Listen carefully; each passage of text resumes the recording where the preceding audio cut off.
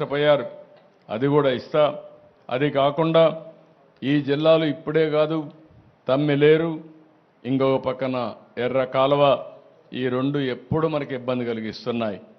అదే మరిగా ఉప్పిటేరైతే ఎప్పటి నుంచో కోరుకుంది రెగ్యులేటర్ కూడా కట్టాలని. దానికి కూడా మనం సీరియస్గా ఆలోచించుకొని తప్పకుండా ఇక్కడే రామానాయుడు గారు ఉన్నారు మంత్రిగా. ఇప్పుడు ఉప్పిటేరు కూడా ఆయన మంత్రి కాబట్టి, ఇరిగేషన్ మంత్రి ఆయన కాబట్టి, డ్రైనేజ్ కూడా ఆయన చూస్తాడు కాబట్టి దాన్ని సాధ్యాలన్నీ చూసుకొని ఇప్పుడు ఇంకొక పక్కన కూడా మనందరికీ ఒక ప్రాబ్లం కూడా ఉంది. ఈ ప్రాంతంలో మనం గుర్తుపెట్టుకోవాలి. ఒకప్పుడు మీరు చూస్తే పోలవరం ప్రాజెక్టు పూర్తయి ఉంటే రాష్ట్రంలో చాలా వరకు సుభిక్షంగా ఉండడానికి అవకాశం వచ్చేది. పోలవరం రాష్ట్రానికి ఒక వరం. పోలవరం పూర్తయి నదుల అనుసంధానం చేస్తే ఈ రాష్ట్రంలో కరువు అనే మాట ఉండదు. కానీ ఆ పోలవరాన్ని కూడా ముంచేశాడు దుర్మార్గుడు.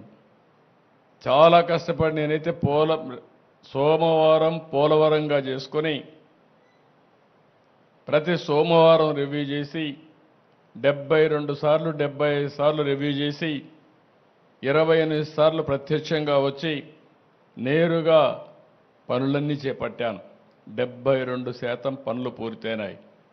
అదే తెలుగుదేశం పార్టీ అధికారంలో కొనసాగి ఉండుంటే 2021కి పోలవరాన్ని జాతికి రైతులకు అంకితం చేసేవాళ్ళం.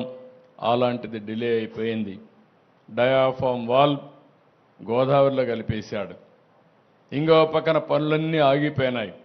ఏదేమైనా పోలవరాన్ని పూర్తి చేసే బాధ్యత నేను ముఖ్యమంత్రి అవుతానని ఢిల్లీకి వెళ్ళి ఢిల్లీ పెద్దల్ని మెప్పించి 12,000 కోట్ల రూపాయలు శాంక్షన్ చేయించి ఇప్పుడు మొన్నే మీరు చూస్తే బడ్జెట్లో కూడా పెట్టి క్యాబినెట్లో కూడా పెట్టి డబ్బులు ఇచ్చారు.